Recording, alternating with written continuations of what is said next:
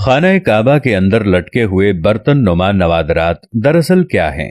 हम में से अक्सर लोग जब खाना काबा के अंदरूनी मनाजिर देखते हैं तो जो चीज हमें सबसे ज्यादा अजीब लगती है वो पुराने बर्तन नुमा नवादरात हैं।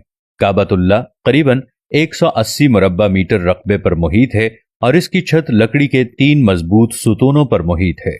सुतूनों की लकड़ी दुनिया की मजबूत तरीन लकड़ियों में से एक है और सहाबी रसूल हजरत अब्दुल्ला बिन जुबैर रदी अल्लाह तआला अन्हो ने लकड़ी के ये तीनों सुतून बनवाए थे।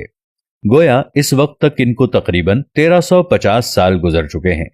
इनकी रंगत गहरी भूरी है। लकड़ी के हर उमूदी सुतून का मुहीत तकरीबन 150 सेंटीमीटर और कतर यानी चौड़ाई 44 सेंटीमीटर है। इन तीनों सुतूनों के दरमियान में से पतली शहतीर नुमा लठ आवेजा है और ये तीनों के बीचों बीच से गुजरती है। इस पर काबतुल्ला के